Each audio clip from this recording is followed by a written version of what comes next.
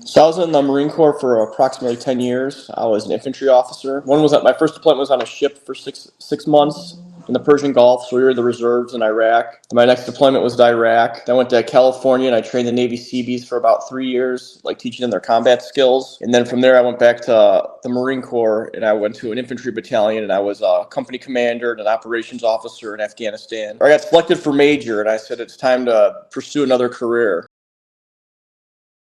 So prior to Trajector, no one, it's kind of interesting because in the last year, people started advertising this service. Where prior to that, I didn't know it existed, and so I had a friend from work who told me about it. So I was able to go from when I got out of the Marine Corps, I was at 30% disabled for some injuries to my neck, my back, and my shoulder. And so I was there for so many years, but I was going to the chiropractor and getting treatment, weekly, going to doing different programs because I get to the point my back would lock up and I just couldn't function. It was stretching pennies back then to get to the treatment I needed. And so my one buddy told me about another company similar to Trajector, so I got an increase there. And then I saw the way your ad came across and the very medical-based evidence. That's what I liked about it because I've got all kinds of documentation for my ailments, and so I felt like this was a good bridge to see if I was eligible for more benefits. And obviously, Trajector did a very good job. They were able to take all my medical history and put it together and help me increase my benefits. So I went from 80 to 100. Trajector for me was evidence-based, which I like. So it's not like I'm trying to create something. It's like, this is what's going on, and you guys were able to say,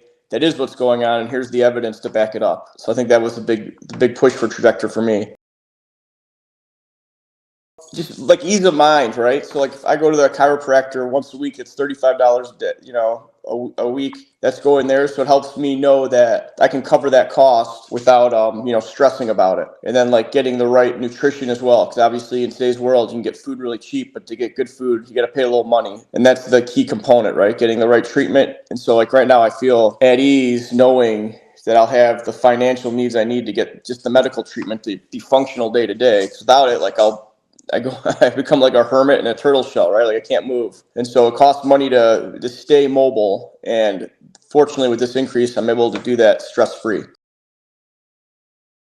I'd recommend it. So usually when I talk to veterans, I'll ask them hey, have you looked into this? And then I'll give them your information. So I've been doing that since I started the process.